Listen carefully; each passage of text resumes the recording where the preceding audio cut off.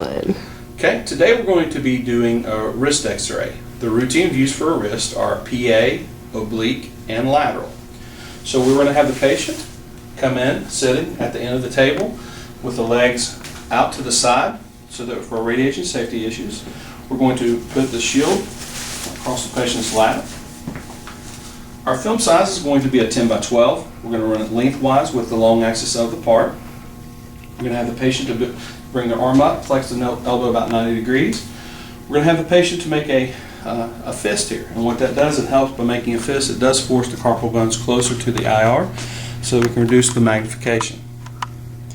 Okay, we're going to center the wrist approximately horizontally and vertically here. We're going to be centering just at the mid wrist. We want to make sure that we include the carpals and metacarpals here. We're going to put the marker placement, leave collimation enough that you can put marker in here. You do have four-sided collimation. Our technical factors for the PA wrist is going to be 48 kV at 6.3 mass, and then we will make our exposure here.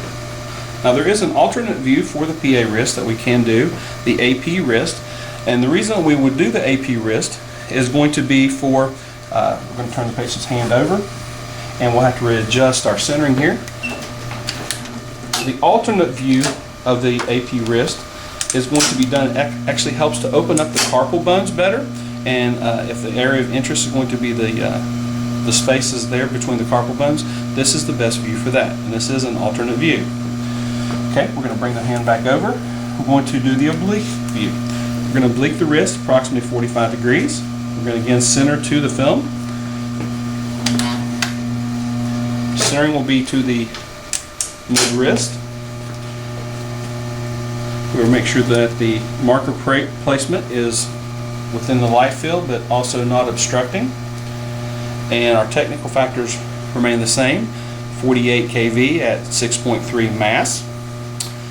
Then we would make our exposure, our lateral wrist x-ray now.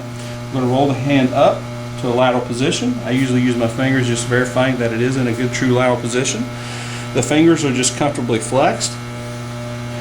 We're going to center again to the mid wrist, keeping centered of the film. Marker placement again will be to the side where it is visible but not obstructing any of the pertinent anatomy.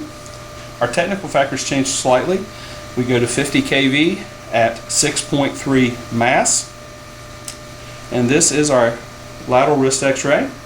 We make our exposure, and this is a wrist x-ray.